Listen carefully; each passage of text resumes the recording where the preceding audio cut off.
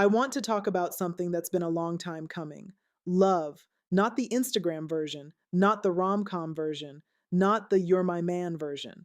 I want to talk about what love actually is. After a lot of thinking, studying, observing, and simply living, I came to a very simple definition. Love is the acknowledgement, the honoring, and the reverence of the connection I share with another person. That's it. It sounds simple, but it took some unraveling to get there, so let me walk you through how I arrived at it. The spiritual breakdown. Let's start spiritually. Across many religious traditions, God and love are synonymous.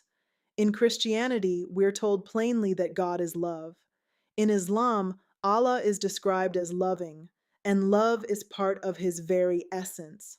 So I began thinking of it like an equation. If God equals love, then what is God? In Christianity, God is described as Alpha and Omega, the beginning and the end, eternal and infinite. In Islam, Allah is undying and ever present. Even outside of Christianity and Islam traditions, the pattern is the same. God, Creator, is infinite, omnipresent, everywhere at once. Then I looked at the etymology of the word God, which traces back to a Proto Germanic root meaning that which is invoked. That which is invoked? Interesting. Now look at the word love, which comes from Middle English lufu, meaning deep affection. So if God equals love, and God is infinite, omnipresent energy that can be invoked, then love must be an infinite energy of deep affection that we activate and express. That realization shifted something in me because it reframed love from being a feeling that happens to us into an energy we consciously participate in. The scientific lens. Now let's put the spiritual language to the side and look at it scientifically.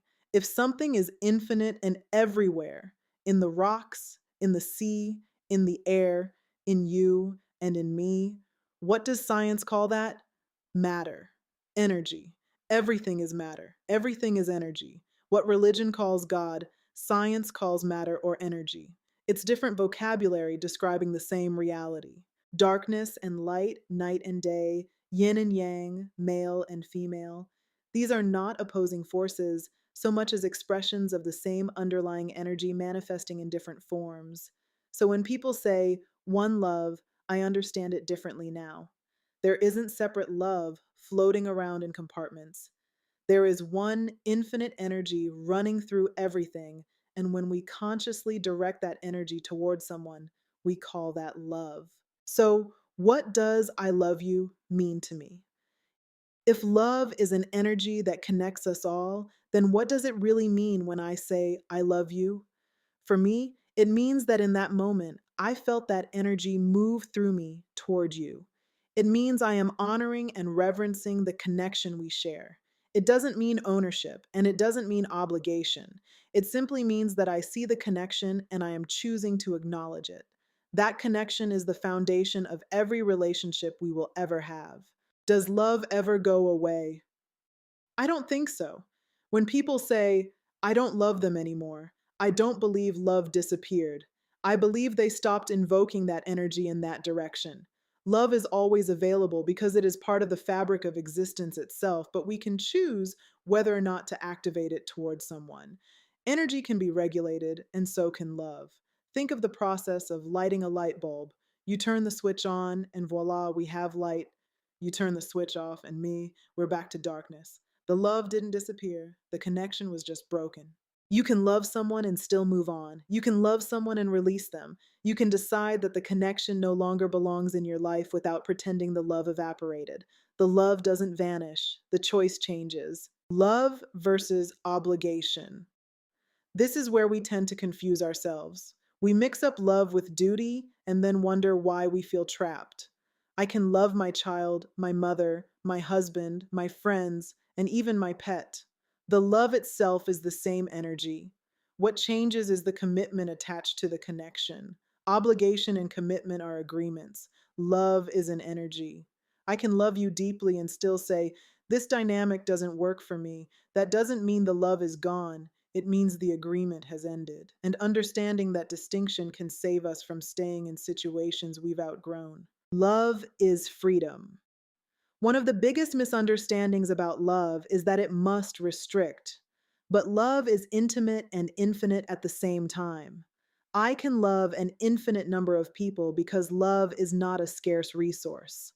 Love doesn't threaten a committed relationship, it only threatens relationships built on control and insecurity. Love is freedom. That means I do not own you and you do not own me. In a relationship, we consciously choose to honor the connection, and that choice, freely made, is what makes it sacred. Where we often get love wrong. Many of us pour love outward and forget ourselves in the process. Imagine working a 12-hour shift, coming home exhausted, cooking, cleaning, putting the children to bed, already at zero, and now operating in the negative. You honored your connection with your family, but did you honor your connection with yourself? Love must apply both ways. Sometimes love looks like saying, I'm exhausted. Let's order food tonight. Or, can you handle bedtime? I need rest. Making yourself a priority is not selfish, it is balance. If love is honoring the connection, that includes the connection you have with yourself. The two questions that changed my life. Before I perform any action for someone I love, I ask myself two questions. Is this action loving to me? Is this action loving to the other person? If the answer is no to either one, I pause, because why would I do something that harms me or them and label it love? This is especially important for empaths who tend to overgive and fall into toxic empathy, giving and giving until there is nothing left. Love is not depletion. Love is alignment. What my cat taught me about unconditional love. This might sound strange, but I learned unconditional love from my cat, Osi, short for Osiris, Lord of the Perfect Black. And yes, I miss him deeply, but I digress. He was wild, full of energy, always running and knocking things over, living life on 10. He was becoming unmanageable, and I knew he needed to go outside, but I was afraid of what that meant.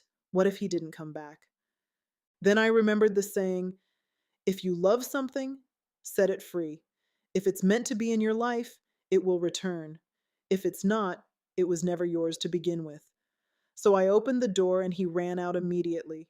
I didn't chase him or hover. I let him go and released the need to control the outcome. I gave my OC to God. As night approached, I called his name twice, and far in the distance, out of the darkness, he came running straight back to me, right between my legs and back into the house as if he had never left. That moment taught me something profound. Unconditional love is freedom. You cannot control energy. You cannot control God. So why try to control another person? They must choose the connection. They must honor it freely. I chose OC, and OC chose me. That is love. Love and commitment can coexist. Freedom does not mean chaos. In relationships, boundaries are healthy. Agreements are healthy. I believe in defining expectations clearly, even before marriage, not from fear, but from clarity. The foundation is love. I see the divine in you and I honor our connection. The commitment is how we agree to protect it. There is no permeance in love without commitment. They are two separate things, and both are necessary and powerful for any meaningful relationship. Love is not possession, obligation, or control. Love is the conscious acknowledgement and honoring of the infinite connection we share. And love is always available. So, yes, that's my definition, and I'm happy to share it with you. If you have thoughts, questions, or even disagreements, I welcome them because growth happens in dialogue. Until then, travel well. Smooches.